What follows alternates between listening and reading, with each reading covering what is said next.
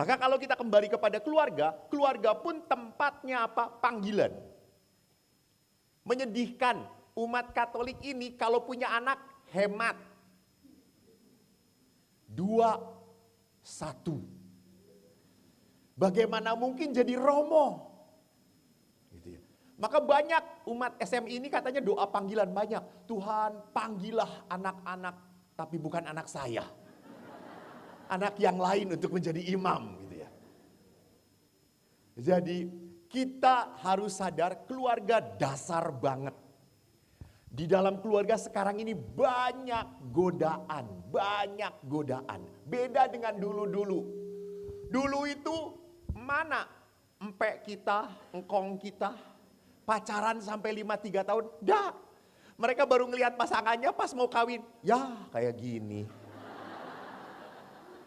Ya toh, baru dibuka cadarnya. Yeay, lihat belakangnya aduhai. Wow, pada saat dibuka, yeay. Tapi kok bisa tahan sampai mati. Hebat. Sekarang hebat, perkawinan dahsyat. Gerejanya katedral, diberkati oleh 5 uskup dan 100 pastor. Pestanya di hotel mulia. Baru 2 tahun. Gak kuat. Mau cerai Romo. Enak aja. Saya kalau ada yang datang, suami istri atau biasanya istrinya yang datang. Saya udah gak tahan Romo. Saya mau cerai. Saya kasih pisau. Bunuh dulu dia, bunuh.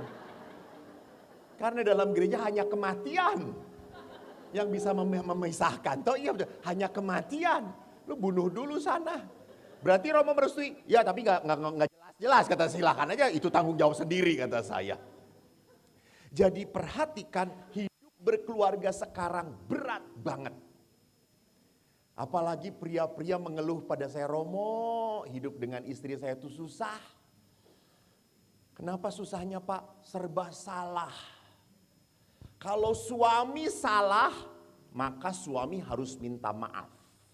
Itu jelas rumusannya Romo. Tapi kalau istri salah, istri akan cari alasan. Gua salah karena lu kayak gini. Gua kayak gini karena lu kayak gini. Jadi kesimpulannya tetap suami salah. Hasilnya suami minta maaf pada istri. Betul ibu-ibu?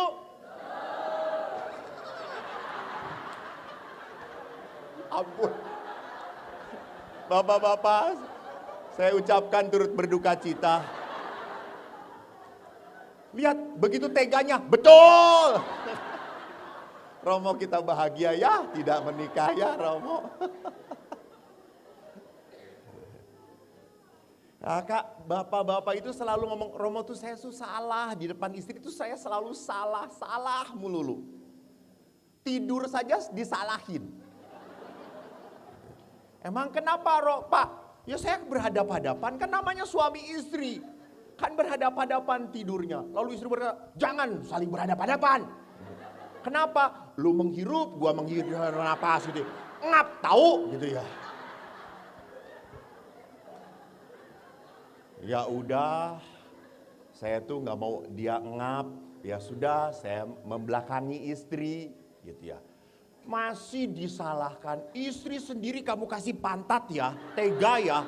Kamu kentut, gua duluan yang ngebauin. Salah lagi Romo. Akhirnya saya terlentang begini. Istri masih ngeluh, lu kayak tidur kayak orang mati, kayak gitu. Terus akhirnya gimana Pak? Ya akhirnya saya tidur dengan pembantu. Nggak ada yang ngeluh lagi gitu ya. Bapak saya tidak mengajarin. Next.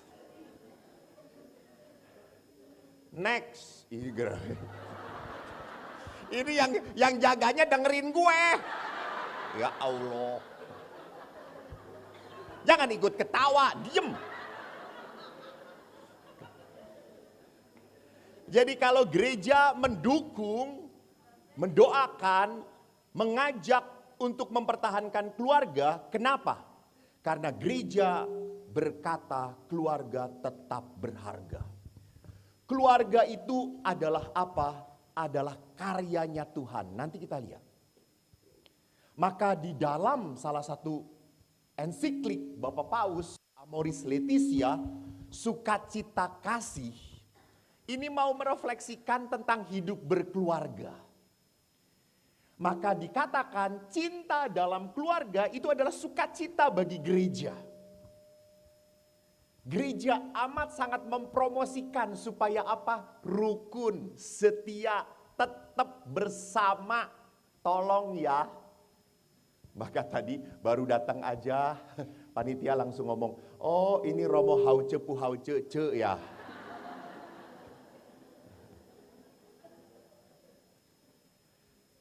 Jadi gereja akan selalu mempromosikan apa? Keluarga yang tetap bersatu. Dan Bapak Ibu lihat, di dalam gereja kita, perkawinan itu suci. Maka perkawinan kalau suci, harus sampai mati. Tapi seringkali, sebelum mati, sudah mati duluan. Karena ada bapak-bapak pegang istrinya gitu ya. Di sambil jalan udah kayak pegang karung aja. Saya tanya, "Pak, siapa itu?" Nggak tahu.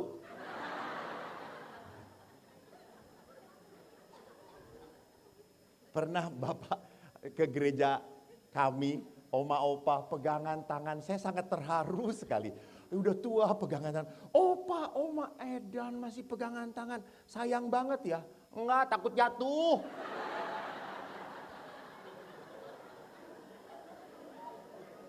Takut keselimpet, gitu kita pegangan. Kan kalau kayak gini jatuh berdua gitu ya. Kan kita sehati sehara perasaan gitu ya. Dalam suka dan duka Romo gitu. Itu lihat. Jadi belum tentu pada saat kita bertahan dengan perkawinan itu, perkawinan selama-lamanya karena kita sudah bersatu dipersatukan Allah, maka akan selalu bahagia. What? No. Suami memegang istri dengan erat-erat pada saat apa? Pergi ke mall.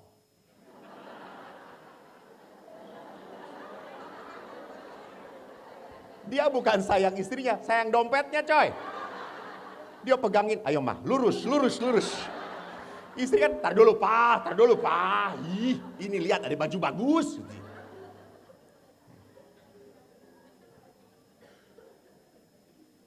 Jadi saudaraku, mari kita akan melihat next.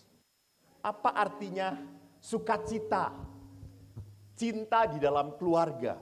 Jadi keluarga itu bagi Bapak Paus mengatakan keluarga bukanlah setumpuk persoalan, bukan. Keluarga bukan setumpuk masalah. Keluarga itu adalah apa? Sejuta berkat, sejuta rahmat. Jadi di dalam keluarga memang ada permasalahan, memang. Tetapi lebih banyak berkatnya daripada permasalahannya. Hidup imamat, apakah nggak ada masalah? Banyak banget coy. Apalagi di paroki SMI ini. Itu toh, ibu-ibu yang datang, Romo udah makan belum? Ya Allah. Udah tahu masuk pasturan, jelas toh pasturan. Pastikan isinya para Romo toh. Ibu-ibu pakai ini turun ke bawah. Ini naik ke atas gitu ya. Kita mau apa? Mau menutup mata? Ya enggak mungkin. Ada pemandangan indah masa menutup mata begini. Mungkin ibu itu tenang-tenang saja, betul atau tidak? Kan nggak salah, Romo saya mah kan nggak ada apa-apanya. Ibu pergi kita pening.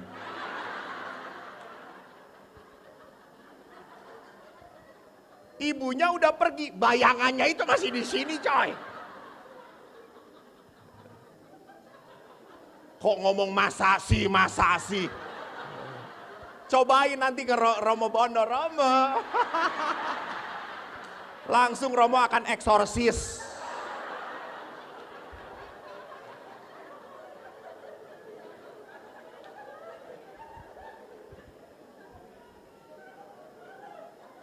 Dan Romo akan berkata, roh semacam ini hanya bisa diusir dengan puasa dan doa gitu ya. Jadi Bapak Paus mau memperlihatkan di dalam Amoris Laetitia, keluarga itu adalah berkat. Keluarga itu adalah anugerah dari Tuhan. Bagaimana bisa kita lihat? Next. Paus memperlihatkan bahwa di dalam kita, saya tidak boleh maju mundur ya. Hanya di atas. Oh, di belakang nggak kelihatan. Saya tuh asli inginnya tuh ke depan situ Pak, saya tuh. Baru sekarang saya dimarahin saudara-saudara. Ya, tenang. Oke. Ya Allah. Baru ketemu laki-laki cerewet, saudara. Saya tuh paling tidak senang di sini. Gak ada Roh Kudusnya di situ. Terserah, gak dibayar juga gak apa-apa.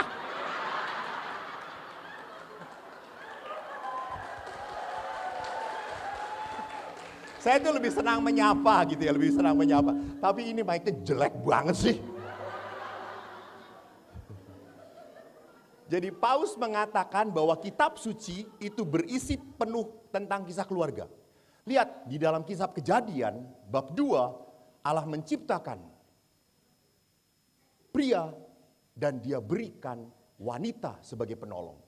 Wahyu itu penutup dari kitab suci berbicara tentang apa? Mempelai pengantin wanita. Dan kita lihat sejarah keselamatan Yesus pun hadir lewat keluarga.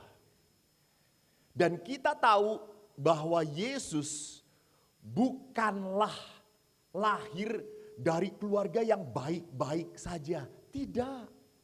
Daud tertarik pada Batsheba. Di atasnya lagi Abraham sama Yakub, Ishak. Semuanya bukanlah keluarga yang benar-benar lurus. Tidak.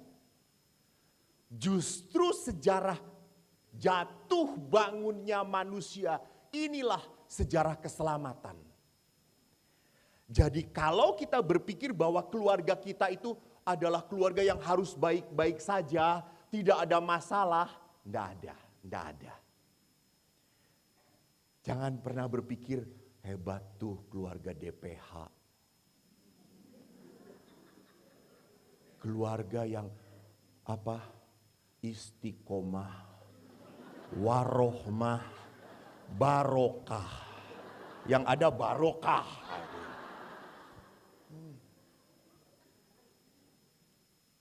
Kita lihat next, bagaimana kitab suci berbicara tentang sebuah perkawinan. Bisa kita lihat di sini, maksud Tuhan menghadirkan pasangan itu untuk apa? Saya bacakan ya. Tuhan Allah berfirman, tidak baik kalau manusia itu seorang diri saja. Aku akan menjadikan penolong baginya yang sepadan dengan dia. Jujur, dari kata-kata ini, tidak baik, edan. Tuhan mikirin banget manusia. Tuhan itu mikirin, kasihannya dia sendirian. Maka Tuhan berkata, tidak baik, dia sendirian aja. Aku akan berikan penolong. Maka Tuhan membentuk dari tanah segala binatang hutan, burung di udara. Dibawa semuanya kepada manusia untuk melihat bagaimana ia menamainya. Dan seperti nama yang diberikan manusia itu kepada tiap-tiap makhluk hidup, demikian nanti nama makhluk itu. Manusia itu memberi nama kepada segala ternak, burung di udara, segala binatang hutan. Tetapi bagi dirinya sendiri, ia tidak menjumpai penolong yang sepadan dengan dia. Ya, seluruh binatang dia serahkan kepada manusia. Manusia memberi nama dan tidak berhasil menemukan teman sepadan. Lihat sejak perjanjian lama. Sekarang aneh. Banyak ibu-ibu yang lebih akrab dengan anjing daripada dengan suaminya.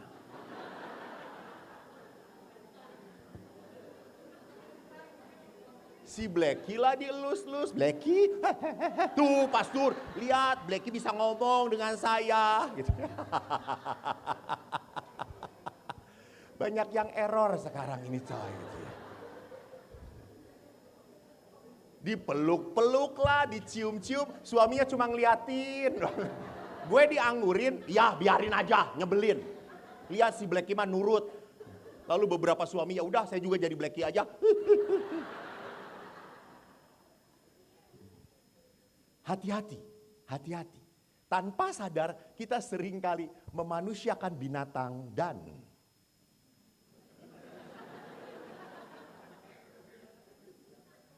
jadi relasi kita dengan binatang seolah-olah sepadan. Ada teman saya yang sampai menangis-nangis 7 hari 7 malam anjingnya mati. Suaminya sakit COVID, dia biarin saudara-saudara. Dia cuma panggil Romo, Romo tuh suami saya mau mati, tolong masuk datang. Sampai segitunya gitu ya. Padahal Allah sejak semula memperlihatkan bahwa Adam tidak bisa menemukan penolong yang sepadan. Lalu bagaimana? Next. Lalu Tuhan Allah membuat manusia itu tidur nyenyak. Ketika ia tidur, Tuhan Allah mengambil salah satu rusuk daripadanya, lalu menutup tempat itu dengan daging. Dan dari rusuk itu diambil Tuhan Allah dari manusia itu, dibangunnyalah seorang perempuan. Lalu ya, dibawanya kepada manusia itu. Lihat, dibawa, dipersembahkan. Jadi Bapak Ibu, pasangan itu persembahan dari Tuhan. Pemberian dari Tuhan. Maka kalau engkau tidak puas pada pasanganmu, engkau menyalahkan Tuhan. Iyalah, karena Tuhan yang ngasih. Ya dulu sih bagus pastor. Dulu sih baik pastor. Kan ada istri yang mengatakan, Romo lama-lama ya saya hidup dengan suami saya itu gak kuat. Kenapa Bu? Lama-lama suami saya itu bodoh sekali dia. Kayak gitu aja gak bisa. Kata saya tuh, Bu, kalau suami bodoh, ibu lebih bodoh. Ya, kenapa Romo? Ya tahu bodoh kok dikawinin. Dulu sih enggak, Romo dulu sih pinter. Nah, jadi suami tuh bodoh karena kawin dengan ibu. Coba kawin dengan yang lain gitu, dia akan tidak bodoh, Bu. Apalagi kawin dengan Luna Maya. Betul Bapak-bapak?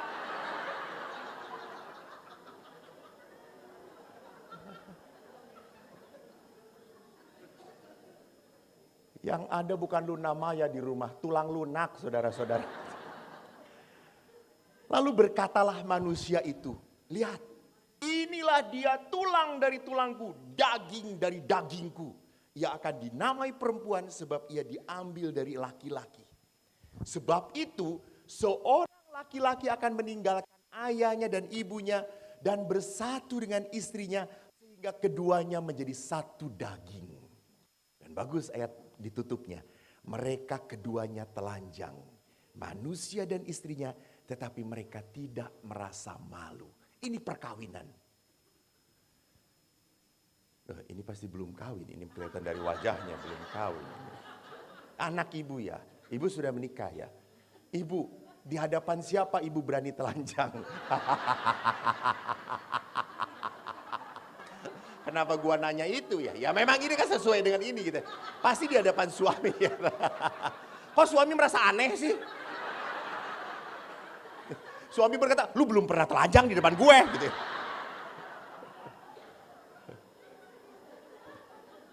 Jadi artinya ya arti letterlux dan arti kiasan. Kita berani apa telanjang itu apa adanya. Gak mungkin tampil dengan istri berpura-pura. Nggak akan berpura-pura. Nggak suka dihantemin, nggak suka. Gue nggak suka. Beda deh waktu pacaran. Kalau pacaran ini enak loh.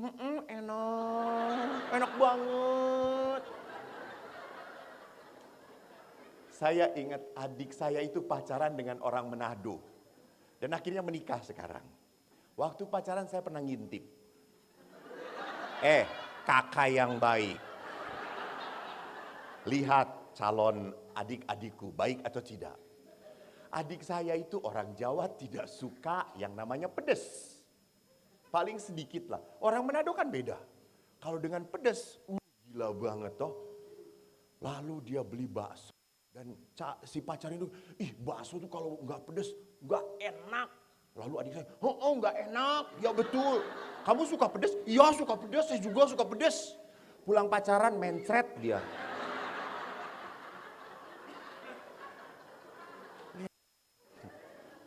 Gitu.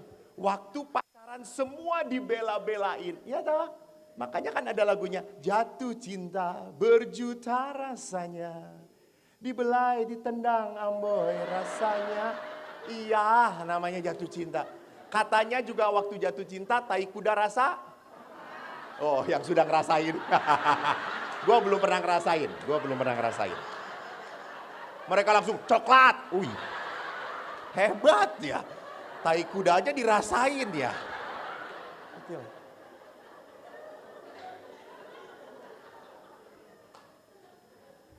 Jadi mau mengatakan apa? Jatuh cinta itu indah.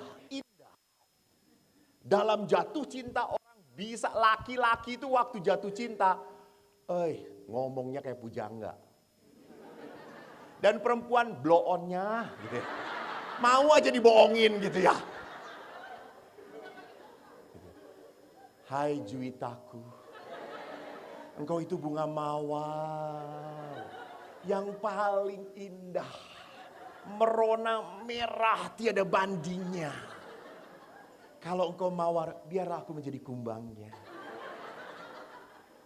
Dan akan kuhisap madumu. Kalau sudah layu, gue pergi ke kembang lain. Jadi lihat, di dalam jatuh cinta orang bisa tergila-gila. Kenapa? Karena dia sedang jatuh cinta. Maka dia rela meninggalkan suami istri, ayah ibunya. Untuk apa? Membangun persatuan. Dan nanti Yesus di dalam Injil, baru Yesus loh yang ngomong, tidak ada di perjanjian lama. Yesus yang menegaskan apa yang dipersatukan Allah. Jadi Yesus melihat bahwa persatuan itu adalah karya Tuhan. Maka lihat, next. Saya mau memperhatikan perkawinan itu proyeknya Tuhan. Proyeknya Allah.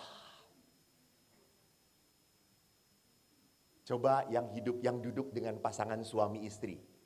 Pandang, kok bisa Anda jatuh cinta kepada si borok kokok ini?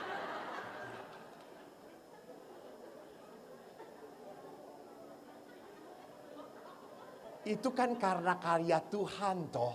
Betul. Pak, Bapak, istri Bapak ini Pak. Ya, kok bisa Pak jatuh cinta kepada istri? Apa yang menarik dalam diri istri? Baik. Oh. Oke. Jujur ya Pak, jujur. Ini di gereja. Ibu tenang aja, jangan emosi Ibu. Kalau taunya jadi seperti ini, dulu tahu jadi seperti ini, tetap mau kawin dengan ibu atau tidak? Wah, pasti dapat bonus nanti malam.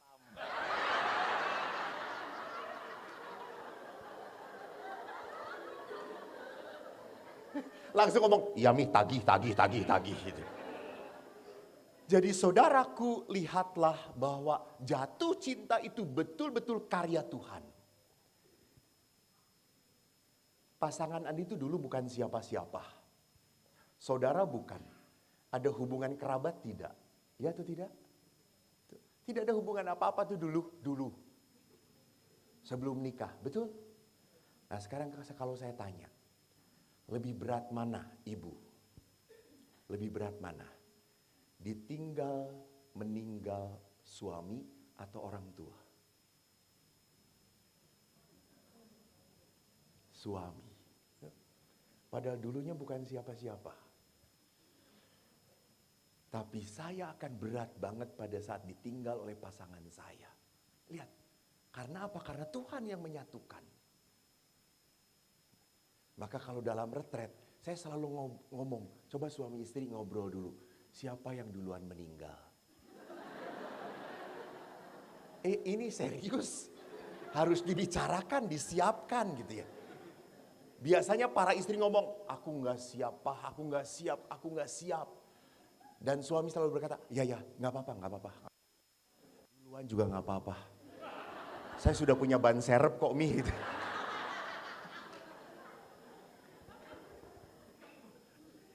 Jadi karya Allah itulah yang menyebabkan apa? Menyebabkan perkawinan ini menjadi hal yang patut dipertahankan.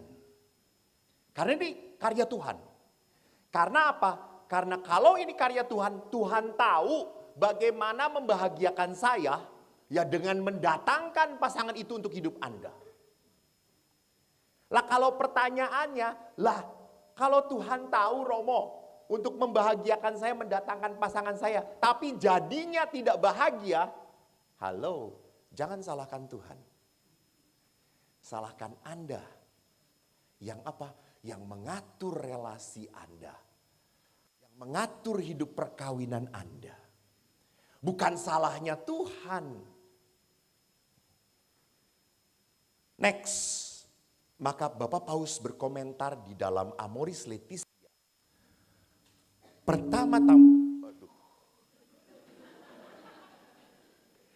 Pertama-tama kita melihat bahwa yang sangat ingin mencari penolong yang sepadan baginya itu laki-laki. Kenapa? Karena manusia ingin mengusir kesendiriannya, kegelisahannya. Musuh terbesar dari manusia adalah apa? Kesepian. Kesepian. Jadi manusia diciptakan untuk apa? Berelasi dan intimasi. Maka pada saat orang tidak punya relasi, tidak punya intimasi, orang akan merasa kosong. Orang akan merasa kosong. Pastor, para imam, harus punya relasi dan intimasi. Kalau Anda sebagai keluarga, relasi dan intimasinya harus siapa, Bu? Mami, ya ampun. Siapa? Papi, suami, oh suami ya. Pasangan, betul, pasangan. Ini adalah relasi dan intimasinya pasangan. Sedangkan religius, relasi dan intimasinya harus dengan Allah. Halo, apakah kalau dengan demikian lebih kudus? Gue tanya saudara-saudara, ya Allah Tuhanku Yesus.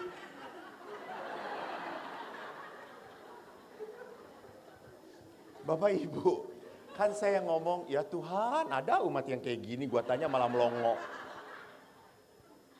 Kan saya berkata, bahwa manusia itu butuh relasi dan intimasi. Di dalam hidup keluarga, seorang suami harus punya relasi dan intim dengan siapa? Istri. Dan sebaliknya. Sedangkan kami, religius, harus punya relasi dan intimasi dengan siapa? Allah. Apakah kalau dengan demikian para religius lebih suci?